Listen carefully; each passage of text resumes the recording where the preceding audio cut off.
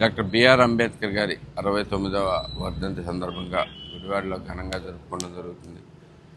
మహానుభావుల్ని అది కాకుండా దేశం మొత్తాన్ని కల్పించే ఏకైక పేరు మంత్రం ఒకే ఒకటి డాక్టర్ బిఆర్ అంబేద్కర్.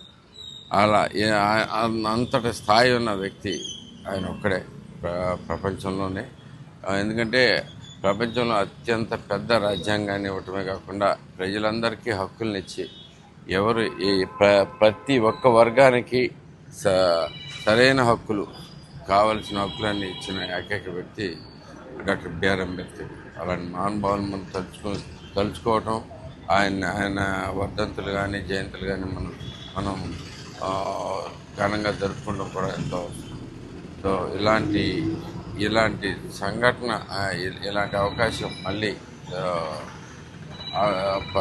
అనేకమైన అవకాశాలు వస్తూ ఉన్నాయి. తప్పకుండా మనం అందరం కూడా కలిపి ఆయన స్ఫూర్తితో ముందుకు నడవాలని చెప్పుకోవచ్చు. అందరికీ నమస్కారం.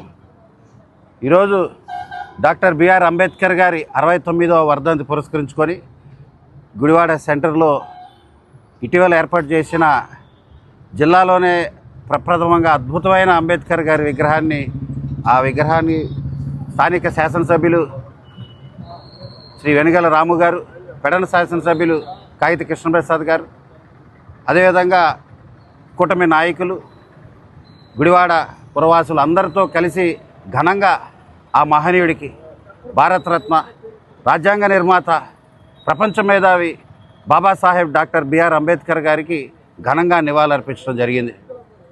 ఈరోజు భారతీయులందరూ కూడా ప్రశాంతంగా రాజ్యాంగబద్ధంగా ఉన్నారంటే ఆ మహనీయుడి చలవే.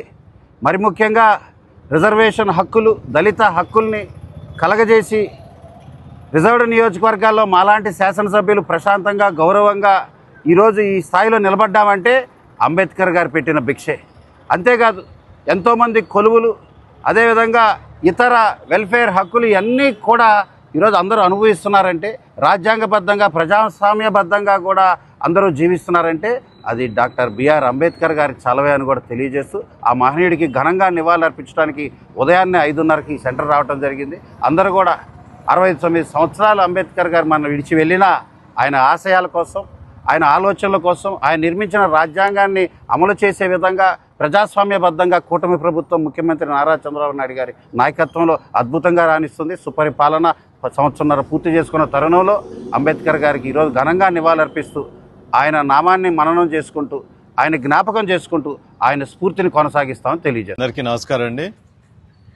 రాజ్యాంగ నిర్మాత డాక్టర్ బిఆర్ అంబేద్కర్ గారి వర్ధంతి సందర్భంగా ఆయనకు ఘనమైనటువంటి నివాళులు అర్పించుకుంటూ ఈ రోజున మన భారతదేశంలో విభిన్న కులాలు, మతాలు అన్నీ కలిసి ఉన్నప్పటికీ కూడా మరి అందరం కూడా ఈ రోజున కలిసిమెలిసి స్వేచ్ఛగా అందరం కూడా సమానంగా ఈరోజు బతుకుతూ ఉన్నాం. అందరికీ కూడా సమాన హక్కులు ఉన్నాయంటే దానికి కారణం డాక్టర్ బిఆర్ అంబేద్కర్ గారి యొక్క సెలవుతోటే ఈ రోజున మనందరం కూడా స్వేచ్ఛగా జీవించగలుగుతూ ఉన్నాం.